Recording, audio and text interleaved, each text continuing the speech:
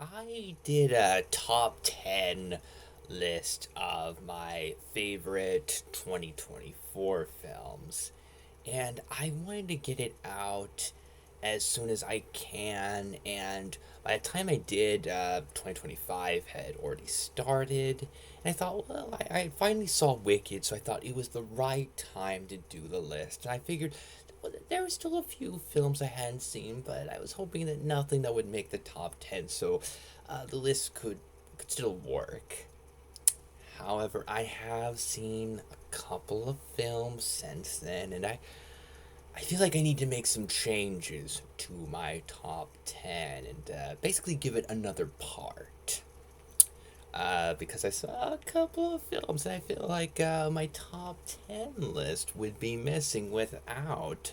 And that does mean that a couple of films will have to leave the top 10 in order for a couple of more films to get on there.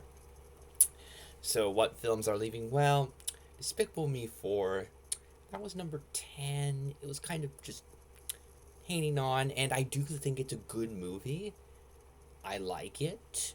It has some really memorable moments, but uh, it just kind of barely got into the top 10. It was kind of between that and the Garfield movie, and Despicable Me 4 has such a great ending that really helped it get into the top 10. But now that I've seen a couple more films, Despicable Me 4 unfortunately is now leaving the top 10, although I still like the film.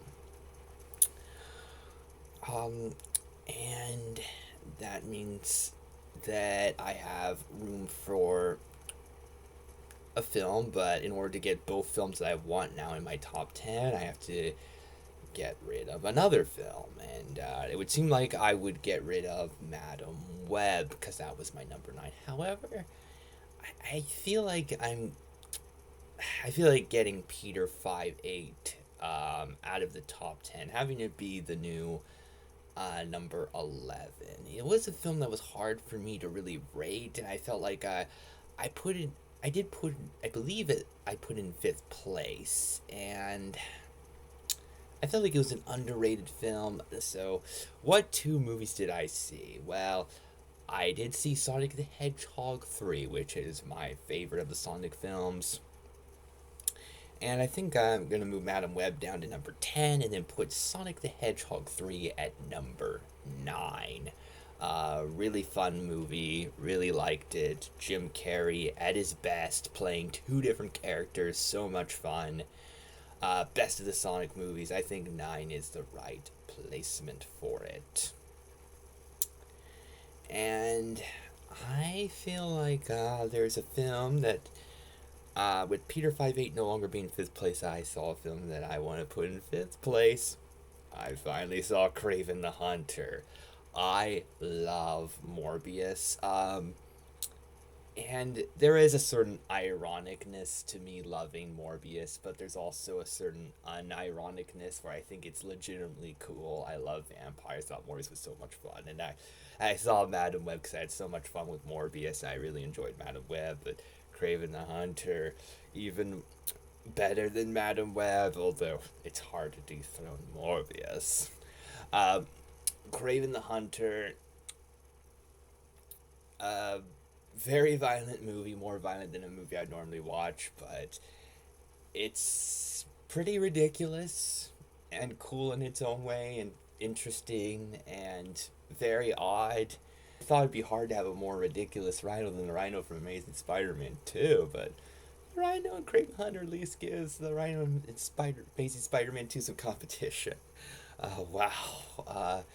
Lots of really interesting stuff.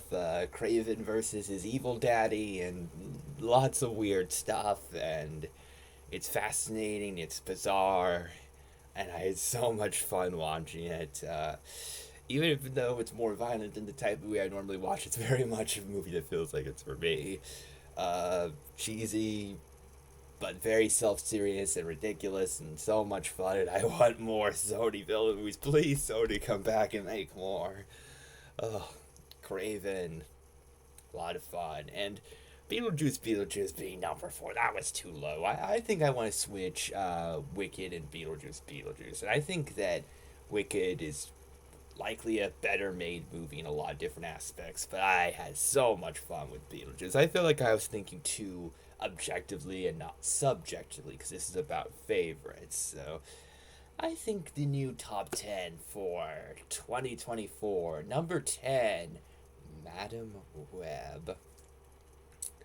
Number 9, Sonic the Hedgehog 3, 8, Ghostbusters Frozen Empire, 7, Inside Out 2, 6, That Christmas, 5, Craven the Hunter, 4, Wicked, 3, the Joker sequel, 2, Beetlejuice, and 1 is definitely still Super slash Man, the Christopher Reeve story, because it's one of the greatest films I've ever seen, and um, months after seeing it, I still regularly think about it. It's still a movie that brings lots of hope and great feelings into my heart. So I definitely don't regret putting number one. I think that's definitely the right choice.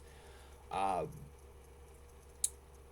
One of the best movies I've seen in general. I love it. So that's definitely still number one. So that is the new changed list for top 10 2024 films.